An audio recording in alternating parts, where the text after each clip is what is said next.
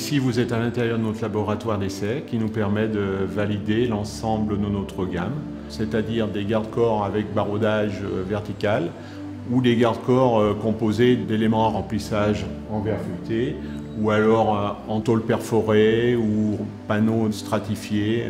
Tous nos garde-corps sont testés. Il y a une norme européenne qui vient d'être mise en place avec l'apparition des Eurocodes. Les différentes normes françaises sont principalement la norme NFP 01012, qui est une norme dimensionnelle.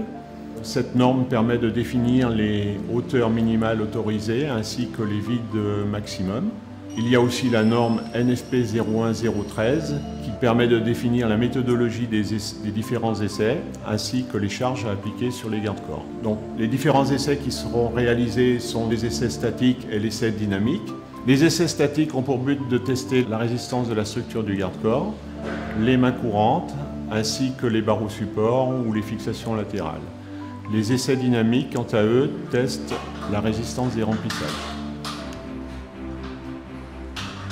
La première étape d'un essai statique consiste à faire une mise à zéro. Une mise à zéro est faite sous la charge d'exploitation du garde-corps. La charge d'exploitation va être calculée par rapport à l'anthrax maximum entre les barreaux supports.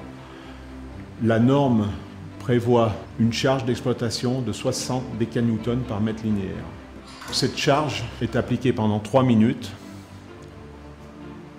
Après l'application de cette charge, on va revenir à zéro, on va enlever la charge.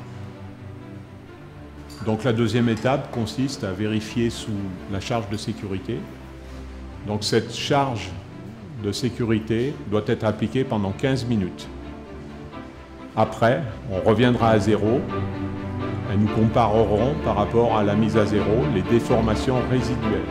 Et là, nous avons une contrainte. Pour un garde-corps de hauteur 1 mètre, le garde-corps doit revenir à sa position initiale à 8 mm près.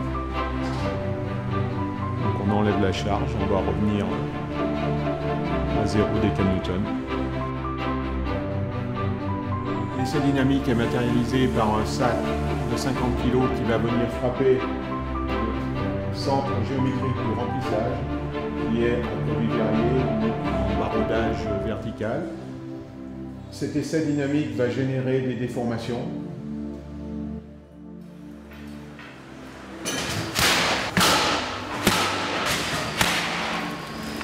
Les déformations sont mesurées après essai avec un dynamomètre ou 1 mètre, suivant les différents essais réalisés.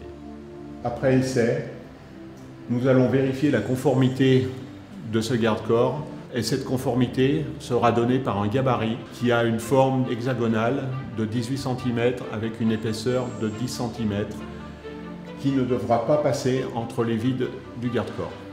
La norme prévoit pour les garde-corps à remplissage un deuxième essai dynamique qui est un essai dynamique petit corps dur. C'est une masse de 500 grammes qui va tomber en mouvement pendulaire d'une hauteur de 75 cm et qui va venir frapper le remplissage. Et le remplissage ne doit pas éclater. Cet essai est principalement d'éviter l'emploi en garde-corps de verre trempé qui, sous un tel choc, volerait en éclats.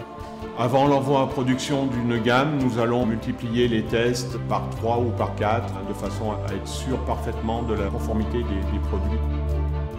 Ensuite, nous ferons valider ces produits par un bureau de contrôle qui, lui, est neutre et nous établira un certificat d'essai de conformité des différents produits.